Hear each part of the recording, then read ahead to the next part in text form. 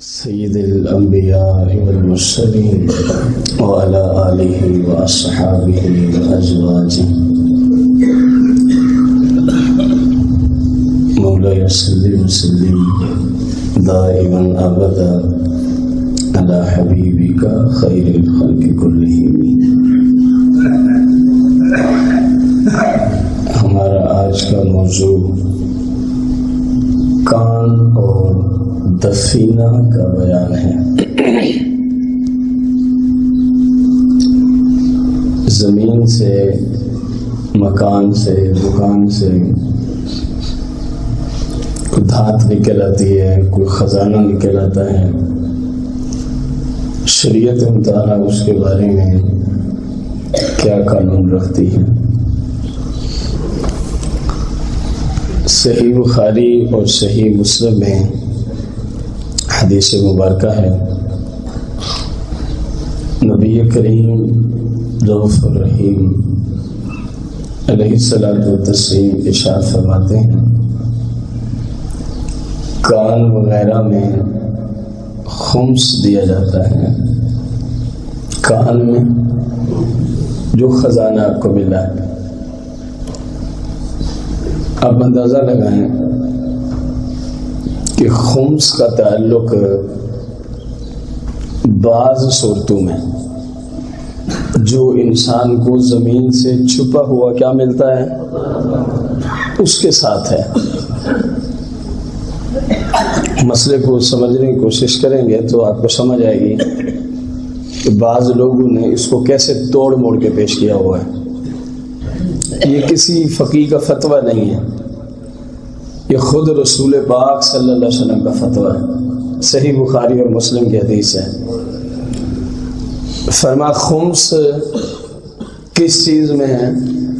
جو زمین سے، آپ کی زمین ہے فرض کرتے ہم، وہاں سے آپ کو کوئی خزانہ مل گیا، جبکہ وہ اپنی شرائط کے ساتھ پورا ہو، جن کی کچھ شرائط کا ذکر آگے آتا ہے، تو اس میں سے کیا لیا جائے گا؟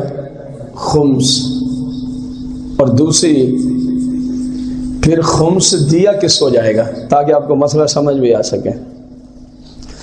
جس کو ملا ہے، جس کو،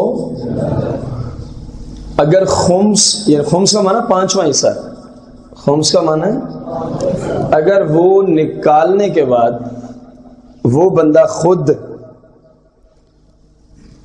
صاحب نصاب ہوگا یا نہیں ہوگا، وہ زکوٰۃ والے معاملے میں جو اکثر آپ کو عرض کرتے رہتے، اگر وہ صاحب نصاب ہے تو جو پانچواں حصہ نکالا ہے اپنی ذات پہ نہیں لگا سکتا۔ اگر صاحب نصاب نہیں ہے تو وہ پانچواں حصہ خود بھی استعمال کر سکتا ہے۔ تیسرا فرق، اصل میں اس کی اتنی ضرورت کیوں پڑی ہے، میں آگے ایک جملہ بولوں گا، آپ کو پھر سمجھ آئے گی۔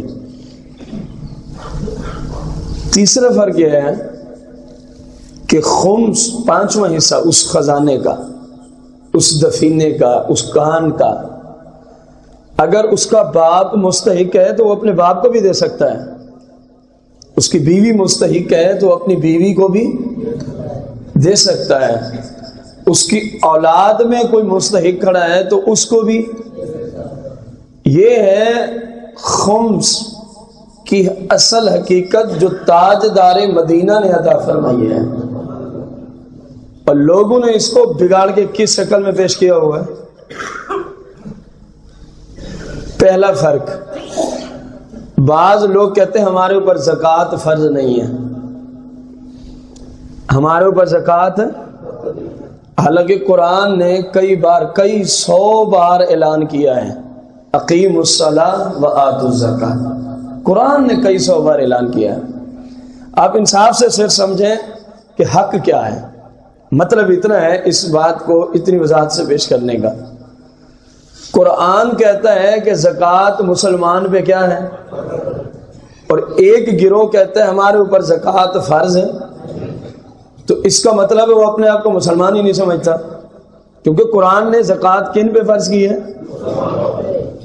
ایک تو یہ ظلم کیا انہوں نے، کہ زکوٰۃ فرض ہے مسلمان پہ، وہ کہتے ہیں ہمارے اوپر فرض نہیں ہے۔ دوسری زیادتی، اسلام نے مال میں رکھی تھی زکوٰۃ کی شرح، جب استطاعت نصاب کو پہنچ جائے مال، اور اس زکوٰۃ کا جو آگے مستحق بنایا ہے بہت ساری شرائط کے ساتھ ساتھ ایک شرط یہ بھی ہے کہ جس کو آپ زکوٰۃ کا پیسہ دے رہے ہیں وہ سید زادہ نہ ہو، وہ سید زادہ، کیونکہ فرمایا یہ زکوٰۃ تمہارے مال کی میل کچیل ہوتی ہے۔ زکوٰۃ حدیث مبارکہ ہے، سرکار مدینہ علیہ السلام فرماتے ہیں تمہارے مال کی، اسی لیے تو کہتے ہیں کہ زکوٰۃ دو اور اپنے مال کو پاک کرو۔ حدیثوں میں جو لفظ آیا زکوٰۃ دو اور اپنے مال کو، تو معلوم ہوا یہ بقایا مال کی میل کچیل ہوتی ہے۔ اور میرے آقا کریم علیہ السلام فرماتے ہیں جو تمہارے مال کی میل کچیل ہے نا، میرے رب نے میری آل کو اس سے پاک ہی پیدا فرمایا ہے، اس لیے سید زادے کو زکوٰۃ نہیں دے سکتے، اس لیے سید زادے کو۔ اور تیسرا ظلم کیا کیا انہوں نے، زکوٰۃ سے بچے، خمس کا ایک نیا گھٹو ایک فلسفہ نکالا اپنی طرف سے۔ رسول پاک علیہ السلام نے جو شریعت میں خمس کا سسٹم رکھا ہے وہ صرف زمین سے چھپے ہوئے خزانوں میں رکھا ہے، زمین سے چھپی ہوئی کانوں میں رکھا ہے، وہ اگر اپنی شرائط کے ساتھ پوری اتریں گی تو۔ اور پھر اس میں کیا رکھا کہ خود مستحق ہے خود لے سکتا ہے، بیوی مستحق ہے بیوی کو دے سکتا ہے، والدین مستحق ہیں ان کو، اولاد مستحق ہے ان کو۔ حالانکہ زکوٰۃ کا معاملہ یوں نہیں تھا، زکوٰۃ نہ تو اپنی ذات پہ لگتی ہے بھلے جتنا مرضی مفلس ہو جائے، نہ اپنی بیوی کو دے سکتے ہیں نہ اپنی اولاد کو دے سکتے ہیں، بلکہ اولاد در اولاد در اولاد بھلے جتنا نیچے تک چلے جائیں ان کو ہم نہیں دے سکتے۔ اسی طرح اپنے والدین کو بھی جتنا مرضی رشتہ اوپر چلا جائے، والد کا والد، پھر والد کے والد کا والد، والد کے والد کے والد، الحاظ القیاس، ان کو دیا خمس دیا جا سکتا ہے۔ اور لوگوں نے کیا کہا زکوٰۃ فرض نہیں، خمس دینا ہے۔ اور تیسرے نمبر پہ لازم کیا کیا کہ خمس صرف سید زادوں کو ہی دینا ہے، خمس صرف سید زادوں کا ہی حق ہے۔ یہ قرآن کے بھی مخالف ہے عقیدہ، یہ رسول پاک علیہ السلام کی حدیث کے بھی مخالفت کر رہا ہے۔ سید زادے اگر مستحق ہیں تو وہ تمہاری میل کچیل کے مستحق نہیں ہیں۔ سید زادے کو اگر سمجھتے ہیں آپ کہ غربت کا معاملہ ہے بظاہر، تو ان کو آپ اپنی جو اپنے گھر پہ آمد خرچ ہو سکتی ہے اس میں سے پھر اس کی ہیلپ کر، پھر دیکھ مصطفیٰ کریم دنیا میں بھی کیسے نوازتے ہیں اور پھر قبر و آخرت میں کیسے نوازتے ہیں۔ آل رسول کا تو یہ حق تھا، اور لوگوں نے اس کو الٹ ملٹ کر کے اس باطل نظریے کے تحت ایک زکوٰۃ کے فلسفے کو چھپایا گیا، دوسرا خمس کا نظام جو اصل تھا اس کو چھپایا گیا، تیسرا خمس کس کس کو لگ سکتا تھا، کوئی شرط نہیں تھی، جو بھی مستحق تھا، حالانکہ زکوٰۃ میں کچھ شرائط تھی، فرمایا اس کو لگ سکتا ہے، اس کو ایک خاص طبقے کے ساتھ خاص کر دیا۔ تو یہ ساری گفتگو قرآن مقدس کے بھی مخالف ہے، اور اس طرح کا نظریہ رکھنا رسول کریم علیہ السلام کی شریعت کے بھی، اور یقیناً جو میرے آقا نے دین دیا ہے نا، اہل بیت بھی اسی دین پہ زندگی بسر کرتے تھے، پنجتن باغ صحابہ کرام بھی اسی دین پہ۔ اگر کوئی کہے نہیں تو پھر تو اہل بیت کا ادب و احترام ہی ختم ہو جائے گا۔ اگر کوئی کہے اہل بیت اس دین پر اس شریعت پہ عمل نہیں کرتے تھے جو رسول اللہ نے عطا کیا ہے، پھر تو اہل بیت کا ادب و احترام ہی نہیں، پھر تو اہل بیت کا ادب و احترام ہی ابو لہب کا کیوں ادب و احترام نہیں ہے تو وہ بھی سرکار کے چچے حضرت عباس کی مثلی ہے نا، جیسے حضرت عباس سرکار کے چچا ہیں، ابو لہب بھی مصطفیٰ کریم کا حقیقی، لیکن حضرت عباس کا نام ہے تو مسلمان ادب و احترام سے نام لیتا ہے، ساتھ کہتا ہے حضرت عباس رضی اللہ تعالیٰ کہ اللہ ان سے راضی ہو، دعائیں بھی ساتھ دیتے ہیں، ایسے ہے کہ نہیں؟ امیر حمزہ رضی اللہ تعالیٰ عنہ کا نام ہے تو مسلمان جھک جاتے ہیں، ساتھ رضی اللہ تعالیٰ عنہ، آخر وجہ کیا ہے؟ ابو لہب کا نام ہے تو ساتھ لعنت بھیجتے ہیں، ابو لہب لعنت اللہ علیہ، بھیجتے نہیں بھیجتے؟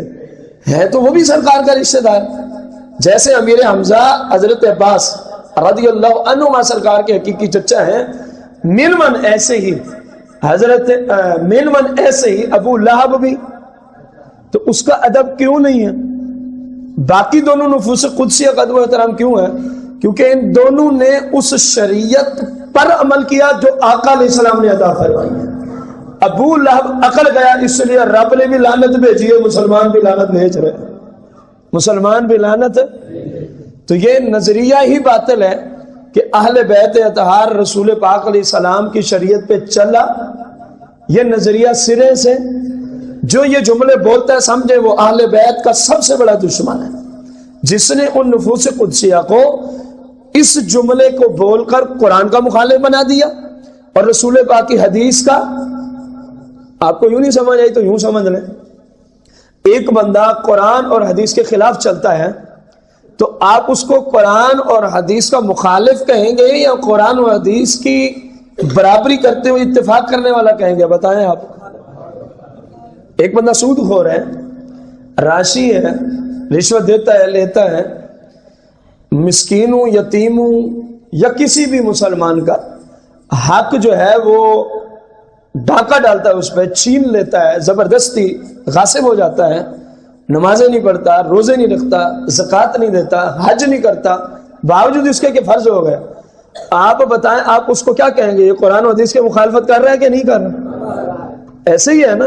تو میں نے بھی یہی جملہ بولا، اگر کوئی کہے کہ اہل بیت سرکار کی شریعت پہ چلتے ہی، تو اس نے تو اہل بیت کو قرآن و حدیث کا کیا بنا دیا؟ مخالف بنا دیا، حالانکہ یہ صورت سوچنے میں بھی کہیں جائز نہیں ہے، چیز ہے کہ ان پہ فتویٰ لگا دیا جائے۔ تو اہل بیت اطہار بھی من یہی کچھ کرتے تھے جو آج آپ کے پاس اہل سنت کی شکل میں دین متین کی صورتیں موجود ہیں۔ اہل بیت زکوٰۃ اپنے اوپر فرض سمجھتے تھے اور زکوٰۃ کی شرائط کے ساتھ زکوٰۃ ادا فرمایا کرتے تھے۔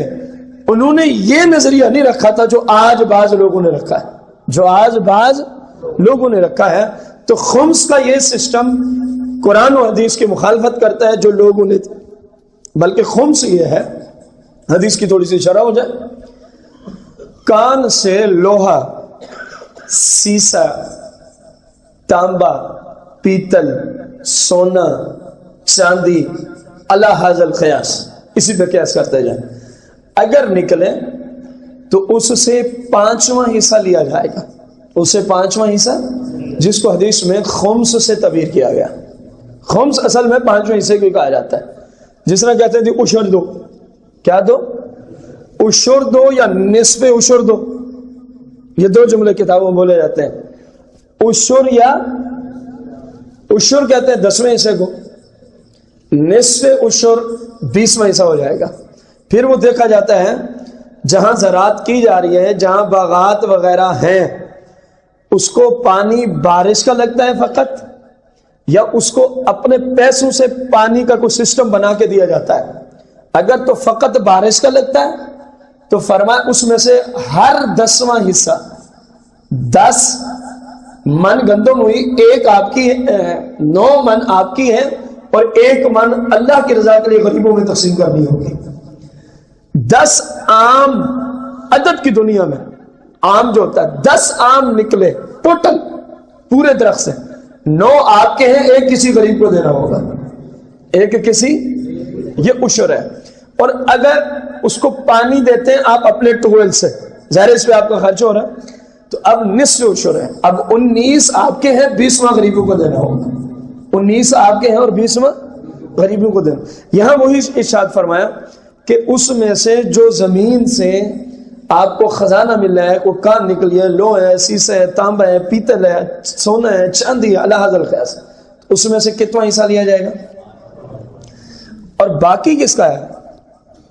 باقی فرمایا شریعت نے جس نے پایا ہے اللہ نے اسی کو مالک بنایا ہے، جس نے پایا ہے اللہ نے بقایا کا مالک اسی کو بنایا ہے۔ بقایا کا مالک آگے عام ہے، وہ خزانہ، وہ کان پانے والا، آزاد ہو، غلام ہو، مسلمان ہو یا ذمی کافر ہو۔ ذمی کافر اس کافر کو کہا جاتا ہے جو اسلامی سلطنت میں رہتا ہو، اسلامی سلطنت کے قوانین کے مطابق اجازت لے کے رہتا ہو، اس کو ماہانہ یا سالانہ کوئی نہ کوئی اسلامی سلطنت کو فیس بھی دینی پڑتی ہو کسی بھی حیثیت سے، اس کو شریعت ذمی کافر کہتی ہے۔ خواہ پانے والا مسلمان ہو یا ذمی کافر ہی کیوں نہ ہو، خواہ مرد ہو، عورت ہو، بالغ ہو یا نابالغ ہو، یعنی کوئی بھی ہو، ہر بھی کافر نہ ہو، ہر بھی کافر، اس کے سوا کوئی بھی ہو، تو پانچواں لینے کے بعد چاہے تو بادشاہ وقت اسے پانچواں لے لے اور پھر غریبوں میں کیا کر دے، خود نہیں لے سکتا، اور چاہے وہ بندہ پانے والا، جیسے ہمارا زمانہ ہے۔ اصل میں یہ زکوٰۃ، عشر، خمس کا جو شعبہ ہے یہ حکومت سے وابستہ تھا، یہ اسلامی حکومت کا ایک شعبہ ہے۔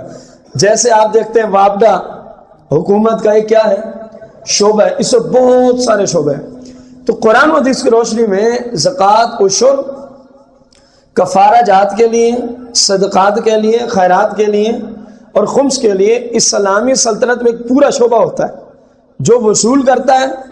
پھر ان کے اندر ایماندار کئی قسم کے اور ماہرین فقہ اسلامی، یعنی مفتی قسم کے لوگ، اصل میں اسلامی سلطنت کے جتنے بھی شعبے ہیں ان میں ہوتے ہی مفتی ہیں، ان میں ہوتے ہی انہیں پتہ ہوتا ہے کہ اس سسٹم کو اسلام کیسے چلانا چاہتا ہے، اس سسٹم کو اسلام۔ آپ دیکھ لیں خلفائے راشدین کے زمانہ میں جہاں کہیں بھی کسی بھی شعبے میں کسی کو گورنر بنایا، کسی کو فلاں فلاں فلاں، وہ وقت کا اس زمانے کا سب سے بڑے عالم تھا، غیر عالم کو تو وہ قریب آنے ہی نہیں دیتے تھے، بٹھانا تو دور کی بات کہ جس کو پتہ ہی نہیں ہے کہ اس کو چلانا کیسے، وہ کیسے چلائے گا، وہ تو نااہل ہے، اس کو تو یہاں بٹھانا ہی ظلم ہے، اس کو تو یہاں بٹھانا ہی ظلم ہے۔ جیسے آپ کی فیکٹری ہے، پوری فیکٹری کا نظام چلانے کے لیے آپ میرے جیسے بندے کو جا کے بٹھا دیں، آئیں جی آپ اس پوری فیکٹری کے نظام کو سنبھالیں گے، تو یہ ظلم ہی ہے فیکٹری کے ساتھ، اور کیا ہے؟ مجھے تو پتہ ہی نہیں ہے سرے سے کہ اس کا نظام کس کس طرح چلتا ہے، یہ اسی کو بٹھایا جائے گا جس کو کم از کم اس بات کی سمجھ ہو۔ ایک چھوٹی سی فیکٹری میں نااہل کو بٹھا دے تو ظلم بنتا ہے، تو اتنے بڑے شعبے میں نااہل آ جائے تو یہ ظلم نہیں ہوگا۔ اور جس کا تعلق پھر مسلمانوں کے ایک کثیر طبقہ کے ساتھ ہوتا ہے کہ وصول کریں اور جن کو لگتا ہے ان تک پہنچائیں، جن کو لگتا ہے ان تک۔ ہمارے زمانے میں کیونکہ وہ سسٹم نہیں، تو جس نے پایا وہ خود ہی پانچواں حصہ غریبوں میں دے دے، جیسے ہم زکوٰۃ خود بھی دے دیتے ہیں۔ زکوٰۃ ہم حکومت کو نہیں دیتے، بلکہ اسلامی فتویٰ ہے اس وقت کہ جو حکومت آپ سے زکوٰۃ کاٹے وہ ادا ہی نہیں ہوتی، جو بینک میں حکومت آپ سے زکوٰۃ کاٹتی ہے وہ شرعاً ادا، کیونکہ وہ مستحقین تک پہنچتی ہی نہیں ہے، تو ادا کیسے ہوگی؟ ادا، ورنہ آپ کہیں گے ایسی بات، آپ سے سوال ہے آپ کے محلے میں کتنے مستحقین کو حکومت ماہانہ یا سالانہ جو ہے وہ زکوٰۃ کے پیسے پہنچا رہی ہے؟ آپ ہی بتا دیں۔ وہ ان کی عیاشیوں کے خرچ ہوتے، اس لیے جو وہ زکوٰۃ کاٹیں گے وہ شرعاً ادا پانچواں حصہ دے دیں گے، پانچواں حصہ۔ لیکن اس میں صرف ایک چیز دیکھیں گے، جہاں سے وہ کان، وہ خزانہ، وہ دفینہ نکلا ہے، کہ کیا وہ زمین کسی اور شخص کی ملکیت تو نہیں تھی؟ مثال کے طور پر زمین ہے بھائی محمد فیصل کی، اور میں کسی وجہ سے کھدائی کر رہا تھا، کسی وجہ سے، تو مجھے وہاں سے کان مل گئی، خزانہ مل گیا، تو اب کیونکہ زمین کا مالک میں نہیں ہوں، زمین کا مالک میں نہیں ہوں بلکہ زمین کا مالک ہے بھائی محمد فیصل، تو اس صورت میں جو زمین کا مالک ہے وہ کان خزانہ اسی کا ہوگا۔ جو صورت ہم پیش کر رہے ہیں یہ اس وقت ہے جب وہ خزانہ، وہ کان کسی جنگل کی زمین سے بندے کو ملا، پہاڑی علاقے سے، جس کا کوئی ذاتی طور پہ مالک نہیں ہے، جس کا کوئی ذاتی طور پہ مالک نہیں ہے، تو اس صورت کے اندر، یعنی سادہ لفظوں میں اگر آپ مسئلہ سمجھائیں، دو لفظوں میں بند کریں، جو کان خزانہ ہمیں ملا ہے یا تو وہ کسی کی ملکیت ہوگی یا نہیں ہوگی، کسی کی ملکیت ہوگی وہ زمین، یا اگر ہے تو پھر دو حال سے خالی نہیں ہے، یا تو پانے والے ہی کی ملک میں ہوگی یا کسی اور شخص کی ملک میں ہوگی۔ اگر وہ پانے والے کی ملک میں ہی ہے تو قانون وہی ہے جو اب تک آپ نے سمجھا ہے، جو اب تک آپ نے پانچواں نکال کے بقا سب کا وہ مالک۔ اور اگر وہ خود زمین کا مالک بلکہ کسی اور کی ہے، اب وہ مال اس کی طرف منتقل کیا جائے گا جس کی زمین ہے، جس کی، اس صورت میں خمس لیا جائے گا، اس کو دیں، یعنی جو مالک ہے اس سے خمس لیا جائے گا، سادہ لفظ میں جو مالک ہے اس سے خمس پانچواں حصہ لیا جائے گا۔ اب ہم آتے ہیں دوسری صورت کی طرف، جنگل ہے، پہاڑ ہے، جنگل ہے، پہاڑ ہے، کسی ایسی جگہ سے ہے، تو پھر اس صورت میں کیا ہوگا؟ جس نے بھی پایا ہے، کیونکہ اس کا کوئی مالک، جس کو بھی وہاں کھدائی کرتے ہوئے خزانہ مل گیا ہے، خزانہ مل گیا ہے، تو پھر اس کو ہی دیا جائے گا، پھر اس کو ہی۔ اور مزے کی بات،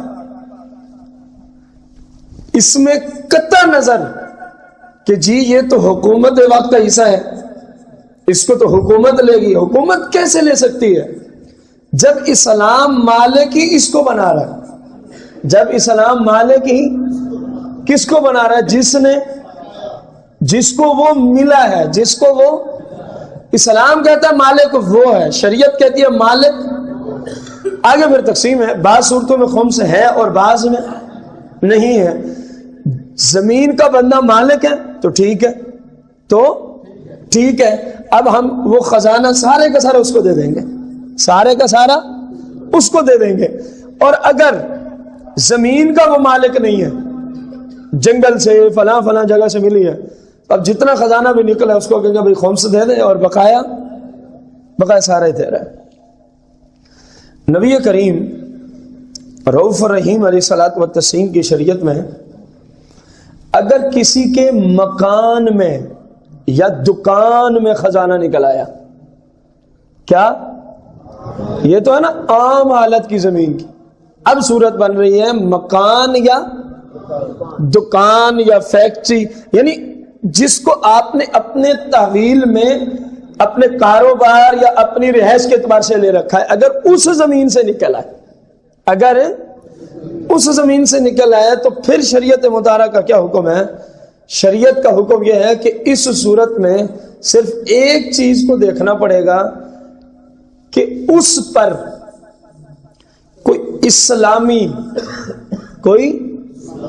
اسلامی علامت ہے یا کوئی کفر کی علامت پائی جا رہی ہے۔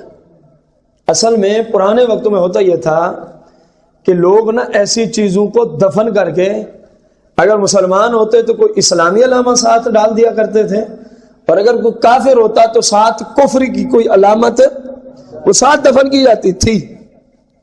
اگر تو اس میں اسلامی کوئی نشانی پائی جا رہی ہے، اسلامی کوئی، وہ خواہ کسی بھی جگہ سے ملے، وہ خواہ دکان مکان یا زمین، اسلامی نشانی اگر پائی جائے تو اس کو ہم کہیں گے یہ وہ مال ہے جو روڈ سے آپ کو گرا ہوا مال ملتا ہے۔ یہ چیز ذہن میں رکھنی ہے۔ خزانے کی دنیا، کہیں سے بھی خزانہ نکلا دکان مکان یا زمین سے، اگر اس میں کوئی اسلامی علامت، اگر اس میں کوئی اسلامی علامت، اگر اس میں کوئی اسلامی علامت اور نشانی، تو پھر وہ ٹوٹل مال پانے والے کا، بلکہ اس پہ حکم یہ ہے کہ یہ کسی مسلمان کا گرا ہوا مال تھا جو اس کو مل گیا ہے، جو اس کو، جیسے آپ جا رہے ہیں روڈ سے آپ کو مال مل جائے تو آپ اس کے مالک تھوڑی بن جائیں گے۔ میں جا رہا تھا، مجھے مال مل گیا، 20 ارب ڈالر مل گئے، تو میں ان میں سے 20 ڈالر کا مالک بھی نہیں بنتا شرم، بلکہ میرے اوپر فرض ہے میں ان کی جس طرح زیادہ دولت ہوگی اتنا ہی زیادہ اعلانات کی حاجت پڑتی جائے گی۔ حاجت ہے کئی سال تک بھی تلاش کرنا پڑتا ہے اس کے مالک کو، اگر مل جائے گا تو اس کو دے دیں گے، اگر نہیں ملے گا تو پھر اس کے نام کی نیت کرتے ہوئے ایسے شخص کو ہم دے دیں گے جس کو شرعاً زکات دی جا سکتی ہے، اور نیت کریں گے مالک بندہ مجھے ملا نہیں ہے تو میں نے اس کے نام پر اس سارے مال کو کیا کر دیا، صدقہ کر دیا، اس کی جان بھی چھوٹ جائے گی اور پورا مال صدقہ کرنے کا جیسے رب اس کو اجر دے گا، اس کرنے والے کو بھی اتنا اجر عطا فرما دے گا۔ اگر اسلامی نشانی پائی گئی ہے تو پھر ہم اس کے مالک کفر کی نشانی پائی جائے یا کوئی نشانی نہ ہو یا سرے سے، تو پھر یہ صورت ہوگی جو ہم بیان کر رہے ہیں، پھر بندہ اس کا کیا بنے گا، مالک بن جائے گا۔ وہ پچھلی شرطیں ساتھ رکھنی ہے، زمین اپنی ہے، پرائی ہے، یا جنگل پہاڑ سے ملا، یا جنگل اور پہاڑ سے ملا ہے۔ اگر دکان سے ملا، مکان سے ملا، اپنی زمین سے ملا تو اس صورت میں خمس بھی نہیں ہے۔ اگر کسی ایسی جگہ سے ملا جو جنگل ہے، پہاڑ ہے، فلاں فلاں جگہ جو مباح قسم کی جگہ ہوتی ہیں، وہاں پہ پھر ہوگا کس کا، پانے والے کا، اگر اسلامی علامت نہ ہو۔ اور پھر کتنا ہوگا، 5واں حصہ نکال کے بقایا سارا اس کو مالک بنا دیا جائے، بقایا سارا اس کو مالک بنا دیا جائے۔ مسئلہ سمجھ آیا؟ اگرچہ کچھ مسائل وہ ہوتے ہیں جو زندگی میں بندہ مساوقت پہلی دفعہ سن رہا ہوتا ہے تو ان کو بار بار میں کوشش تو کر رہا ہوں، بار بار دہرا رہا ہوں، لیکن پھر بھی اگر ذہن میں نہ بیٹھے تو جب تک سمجھ نہ آئے آگے کسی کو بتانے کی شرعاً اجازت نہیں ہے۔ دوبارہ پوچھا جا سکتا ہے، اگر ہمیں سمجھ نہ آئی ہم نے آگے بتا دیا تو ایک غلط نظام چل پڑے گا جس کا گناہ ہمارے سر ہوگا، بیان کرنے والے کے سر نہیں ہوگا، بیان کرنے والے کے سر نہیں ہوگا۔ اسی طرح نبی کریم رؤوف الرحیم علیہ الصلوۃ والسلام کی شریعت مطہرہ کی روشنی میں موتی ہے یا اس کے علاوہ کچھ اور جس کو دریا سے، سمندر سے حاصل کیا، دریا یا سمندر سے حاصل کیا، اگرچہ سمندر سے سونا اور چاندی ہی کیوں نہ نکل آئے، اگر دریا اور سمندر سے حاصل کیا، جملے سمجھنے کے قابل ہے، کہاں سے حاصل کیا، دریا یا سمندر سے حاصل کیا ہے، تو اس کے اندر بس وہ شرط تو ہر جگہ ہوگی کہ شرط یہ ہے اس میں کوئی اسلامی علامت، کیونکہ اسلامی علامت ہے تو وہ گرے ہوئے مال کے حکم ہے، وہ گرے ہوئے سمندر سے جو بھی آپ کو ملا ہے، سونا ہے، چاندی ہے، ہیرے ہیں، موتی ہیں، جواہرات ہیں، جو بھی آپ کو ملا ہے شریعت مطہرہ کی روشنی میں سارے کا سارا اس پانے والا کا ہے، اس میں سے خمس بھی نہیں لے جائے گا۔ کون سے مال سے؟ جو سمندر یا دریا سے، پانی کی تہہ سے ملا ہے۔ شرط وہی کری ہے کہ اس میں کوئی اسلامی، آپ اس جملے کو ذرا توجہ دیں کہ زمین میں چھپی ہوئی چیز بندے کو ملی ہے، سمندر میں، سمندر دریا میں پڑی ہوئی چیز بندے کو ملی ہے۔ اسلام اس معاملے میں کتنا سخت ہے کہ کسی کے مال کو لینے کی اجازت نہیں، اس کو ذرا سمجھنے کی کوشش کریں۔ فرمایا اگر اس میں کوئی اسلامی علامت پائی جائے، کافر اکثر و بیشتر اپنے خزانے کو دفن کرتے ساتھ چھوٹا بوتنا بت بھی ساتھ دفن کر دیا کرتے تھے، یہ ان کی اکثر علامتیں یہ دفن ہوا کرتی تھی، یہ دفن ہوا۔ اور اسلامی سلطنت کے نظام میں کوئی نہ کوئی اسلامی سکہ ساتھ رکھ دیں گے، کوئی نہ کوئی اس زمانے کے اسلامی شاعر میں سے کوئی چیز ساتھ دفن کی جاتی تھی کہ کل کو پتہ چلے یہ کسی مسلمان کا خزانہ تھا یا کسی کافر کا تھا۔ پرانے وقتوں میں یہ ہوتا تھا، کتابوں میں ہم نے پڑھا ہے باقاعدہ۔ تو اب اسلام جو آپ کو چھپی ہوئی چیزیں پڑھی ہیں جن کا پتہ ہی نہیں ہے کہ کتنے 100 سال پہلے اس کو چھپایا گیا اور کون چھپانے والا تھا، کہا اگر اس میں کوئی اسلامی نشانت پائی جائے، علامت اور نشانی، تو پھر وہ تیرے لیے حلال نہیں ہے۔ آپ دیکھیں اسلام کس قدر سخت ہے کہ کسی دوسرے کا مال آپ کے لیے حلال نہیں ہو سکتا، آپ کے لیے حلال، جو کئی 100 سال پہلے کا دفن ہے وہ حلال نہیں ہے۔ تو جان بوجھ کے مسلمانوں کے حق پہ ڈھاکہ ڈالنا، جان بوجھ کے مسلمانوں کا مال چھین کے کھا جانا، جان بوجھ پہ اپنی زور اور طاقت کے بل بوتے پر، یہ غریب مسکین ہے، یہ یتیم ہے، بیوہ، میرا کیا کر سکتے ہیں، نہیں دیتے تو کرنا جا کے کر لو، میرے بھائی وہ تو بیچارہ کچھ نہیں کر سکے گا۔ لیکن یاد رکھ جب قیامت کا دن ہوگا نا، جب کوئی زور کسی کا نہیں چلے گا، کوئی زور کسی کا نہیں چلے گا، اس سے رسول پاک صلی اللہ علیہ وسلم نے ارشاد فرمایا، حدیث کا مفہوم ہے جس کا کسی نے حق مارا ہے، جس کا کسی نے حق مارا ہے، جس کا فرمایا حق مارا گیا ہے، خود رسول پاک صلی اللہ علیہ وسلم قیامت کے دن اس کی طرف سے اللہ کی بارگاہ میں کیس کو پیش کریں گے کہ مالک اس بندے کا فلاں نے حق مارا تھا، اس کے ذرا پوچھ اور اس کا حق واپسی کرا. تو اس دن کیا جواب ہوگا؟ خدارا اپنی سیرت میں غور کریں، اپنی آمد پہ غور کریں.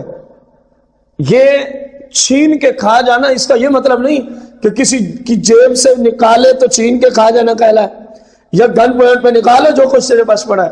نہیں نہیں نہیں نہیں، جو طریقے رسول پاک صلی اللہ علیہ وسلم کی شریعت کے خلاف ہیں، ان کی وجہ سے جو مال انسان کی طرف منتقل ہوتا ہے وہ بھی اسی حکم میں آتا ہے. مثال کے طور پر ہم سے کسی افسر نے رشوت لی، ہم سے کسی افسر نے، حالانکہ اسلام نے رشوت کو حرام قرار دیا ہے، کبیرہ گناہوں میں رکھا ہے. تو اب وہ افسر خوش نہ ہو کہ مجھے وہ جو کچھ دے گیا میں اس کا مالک بن گیا ہوں. یہ مل کے خبیث ہے. اسلام اس کو مل کے خبیث، مل کے باطل کہتا ہے. وہ افسر قیامت تک اس مال کا مالک نہیں بنتا. قیامت کے دن جس سے رشوت لیے یہ اس کا حق اس کے اوپر کھڑا ہے. اب اسی فلسفے کو، شریعت کسی قانون کو ذرا لاگو تو کریں کہ رشوت لینے والوں کا حشر کتنا برا ہوگا. ایسے نہیں میرے آقا کریم نے رحمت للعالمین کا تاج پہننے والے آقا نے فرمایا لعن رسول اللہ صلی اللہ علیہ وسلم الراشی والمرتشی والرائش الذی یمشی بینہما او کما قال النبی صلی اللہ علیہ وسلم. میرے آقا نے ایسے نہیں لعنت فرمائی، فرمایا رشوت دینے والے پہ بھی میں لعنت بھیجتا ہوں، جس نے رشوت لی اس پہ بھی لعنت بھیجتا ہوں، والرائش الذی یمشی بینہما، اور وہ تیسرا چمچہ کھڑا ہوتا ہے. دفتروں میں اکثر چمچے رکھے جاتے ہیں، نئے آنے والے بندے سے نا وہ کان بھرتے ہیں، ڈائریکٹ تو بندہ دینے کی ضرورت ہی نہیں کرتا، اگرچہ وہ حرام خوری افسر بیٹھا ہو تو وہ درمیان والا بندہ قریب آتا، کوئی نہیں اب ہمیں دے دیں ہم پہنچا دیں گے. اس کو رائش کہا. الرائش کی تفسیر کیا؟ اللہ جی وہ بندہ یمشی بینہما، یمشی مشا یمشی چلنا، فرمایا جو ان دونوں کو ملا رہا ہے، رشوت دینے اور لینے والے کو. جو آخر رسول پاک نے ان پہ لعنت کی ہے، کوئی تو وجہ تھی کہ لعنت فرمائیے. یہ اس مال کے مالک جتنا کسی سے رشوت لی ہے، قیامت کے دن اللہ کی عدالت میں مصطفیٰ کریم کی طرف سے اتنے حق اور اتنے پیسے کا رشوت لینے والے پر دعویٰ دائر کیا جائے گا، مقدمہ دائر کیا جائے گا، اور پھر فیصلہ پتہ کس ہستی نے دینا؟ الیس اللہ باحکم الحاکمین. فرمایا تمہیں نہیں پتا میں سب سے بڑا حاکم ہوں. اعلان کر رہا ہے قرآن میں، تمہیں نہیں خبر میں سب سے بڑا، اور میرے جیسا حاکم کوئی ہو ہی نہیں سکتا. عدالت ایسی کہ جہاں کسی کو چون و چرا کرنے کی اجازت ہی نہیں ہوگی. بندہ سوچے تو صحیح، آج رشوت لینا تو بڑا آسان ہے، لیکن قیامت کے دن میں جواب کیسے دے پاؤں گا؟ آج کسی مالک کے دکان، مالک کے فیکٹری یا مل یا کارخانے کے مالک کی غیر موجودگی میں اس کے مال میں سے کچھ چرا لینا تو بڑا آسان ہے، اس کے مال میں خیانت کرنا تو بڑا آسان ہے. لیکن اس بندے نے، اس کاریگر نے، سپروائزر نے، فورمین نے، ماسٹر نے، جو بھی درجہ رکھتے ہیں، اس نے سوچا نہیں ہے کہ کیا ہوا. بظاہر اس مالک کو پتا نہیں تو کیا ہوا، اس کو سمجھ نہیں ہے کہ یہ تو لکھ رہا ہے، یہ فرشتہ تو قیامت کے دن اس کا حق میرے اوپر بن جائے گا، اور مصطفیٰ کریم اس کی طرف سے آ کے میرے اوپر مقدمہ دائر کر دیں گے. میں اس وقت کیا جواب دوں گا؟ اسی طرح جو ناچ والے ہیں، گانے باجے والے ہیں، ناچ والے، گانے باجے والے، ان کو جو اجرت دی جاتی ہے شریعت ان کو اس کا مالک نہیں سمجھتی. یہ مل کے خبیث ہے، یہ مل کے خبیث ہے. اگرچہ دینے والا بھی ان جیسا ہی مجرم ہے، دینے والا بھی ان جیسا ہی مجرم ہے، یہ گناہ اپنی جگہ کھڑا ہے، لیکن جتنے پیسے وہ لے گیا یہ مالک وہی بندہ کھڑا ہے جس نے دیے ہیں، جس نے اسی طرح سود کے پیسے جس نے ہم سے لیے ہیں، جس نے ہم سے، اگرچہ سود لینا ہے ہی کبیرہ گناہ، اس کا یہ مطلب نہیں ہے کہ رشوت دینے والے کی جان کو چھوٹ گئی ہے گناہ سے، یہ مطلب مت لینا. گناہ اپنی جگہ کھڑا ہے، گناہ سود لینا دینا گناہ اپنی جگہ کھڑا ہے. گانے باجے ناچ والوں کو پیسے دینے کا گناہ ہم تو کہہ رہے ہیں کہ یہ مل کے خبیث ہے، ہم تو اس مسئلے کا ذکر کر رہے ہیں. کسی کو یہ نہ سمجھ آ جائے جی ٹھیک ہے نہیں تو موج لگ گئی ہے، ہم رشوت دیں ہم تو بری و ذمہ ہو گئے، ہم سود دیں ہم تو بری و ذمہ ہو گئے، لینے والے کے ساتھ نہیں. گناہ تو آپ کے ساتھ بھی برابر کا ہے. یہ تو صرف اتنی بات ہے کہ یہ مل کے خبیث ہے جو آپ کو کل کو لوٹائی جائے گی، جو آپ کو کل کو جتنی کسی نے آپ کے حق میں ڈاکہ ڈالا ہے اس کے اعتبار سے آپ کو حق دیا جائے گا. باقی جو گناہ کیا اس کی سزا ہر ایک کے لیے جو اللہ مقرر فرمائے گا وہی ہوگی، اس میں کسی کی چلتی نہیں ہے. وہ مالک جانے مالک کا بندہ جانے، یا جو شریعت نے بظاہر قانون بیان کر دے اس کے مطابق ہی نظام چلے گا. تو کوشش یہ کریں، یہ باتیں اس طرف ادھر نکلی ہیں کان دفینے کے بیان میں کہ اسلام کہتا ہے کوئی چھپا ہوا خزانہ بھی مل جائے اور اس میں کوئی اسلامی نشانی ہو تو آپ اس کے مالک، آپ اس کے مالک، آپ اس کے مالک. تو جب چھپے ہوئے کہ آپ مالک نہیں ہیں، جب پتہ چلے کسی مسلمان نے چھپا کے رکھا تھا تو کسی سے کسی بھی انداز سے اس کے مال پہ ڈاکہ ڈال کے کھا جانا، آپ بتائیں اسلام اس معاملے میں کتنا سخت ہوگا؟ ہوگا کہ نہیں ہوگا؟ ایک شعبہ اور رکھ کے میں ختم کرنا چاہوں گا. جو غریبوں کے لیے لوگوں سے فنڈ لیتے ہیں، یہ اکثر ہمارے شعبے سے ہی تعلق رکھتا ہے مسئلہ. جو غریبوں کے لیے لوگوں نے سسٹم بنایا ہوتا ہے جی ہم غریبوں کی ہیلپ کرتے ہیں، آپ ہمیں مال جمع کروائیں. آپ ہمیں مسجد کے لیے فنڈ لیتے ہیں جی ہم مسجد چلا رہے ہیں، آپ ہمیں مال جمع. مدرسہ کے لیے فنڈ لیتے ہیں، حتیٰ کہ اس کو اتنا عروج دیا اس وقت کے لوگوں نے کہ باقاعدہ اس فنڈ کے لیے وہ غیر ممالک تک بھی جاتے ہیں. آپ یقین جانیں، مجھے پتہ ہے میرا شعبہ ہے، غیر ممالک بھی جاتے ہیں. اور بعض کی حالت تو یہ ہے کہ جو جس ادارے کے لیے فنڈ لے رہے ہیں وہ صرف رسید کی حد تک ہے بس. آپ یہ جملہ سمجھیں، جس ادارے مسجد مدرسے کے لیے وہ فنڈ لینے گئے وہ صرف کس حد تک محدود تھا، اس کا دنیا میں کہیں وجود ہی نہیں ہے. اور بعض کی حالت یہ ہے پیچھے وجود تو ہوتا ہے، پیچھے اس ادارے کا وجود تو مدرسہ بھی ہے، مسجد بھی ہے، یا ان میں سے کوئی ایک ہے، لیکن ظلم یہ کرتے ہیں کہ جتنا جی میں آتا ہے اپنے گھر رکھ لیتے ہیں، کوئی دوسرا تیسرا حصہ مسجد میں بھی دے دیتے ہیں. تو یہ مسئلہ ان تمام کے لیے بھی ہے کہ یہ مل کے خبیث ہیں، یہ مل کے. تو مسجد کے نام پہ لے کے پیسے خود کھا جاؤ، مدرسے کے نام پہ پیسے لے کے خود کھا جاؤ، یتیموں، بیواؤں، مساکین اور فقراء کا لقب استعمال کر کے لوگوں سے فنڈ لو اور خود قبرستان کا کہہ کے لوگوں سے فنڈ لو اور خود کھا جاؤ. اللہ حض القیاس. یہ تمام لوگ بھی مل کے خبیث کے اندر ہوں گے. اسلام ان کو اس کی اجازت ہے، بھلے کوئی ہے، بھلے کوئی ہے. اس میں یہ کوئی شرط نہیں ہے مفتی صاحب کو تو معافی مل جائے گی.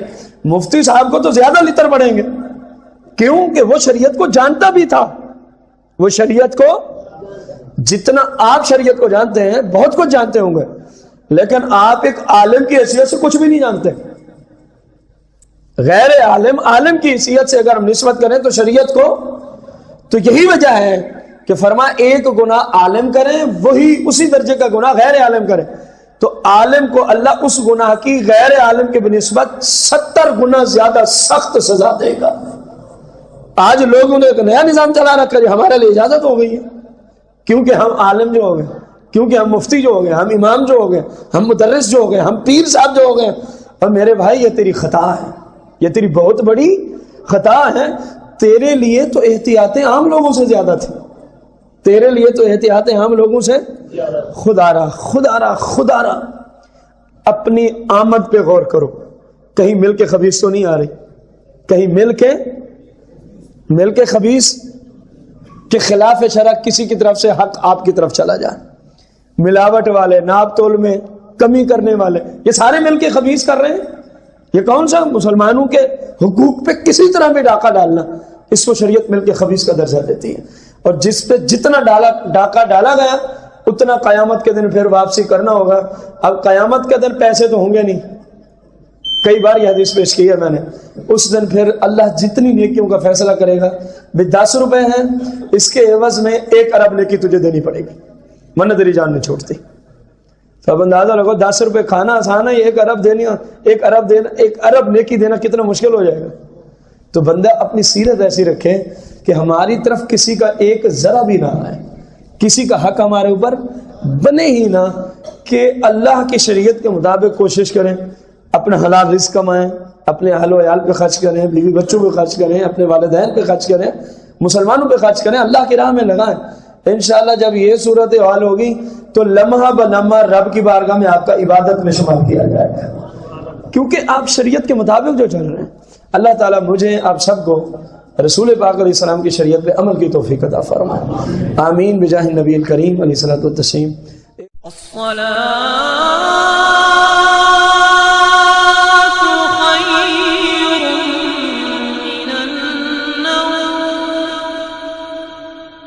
الصلاة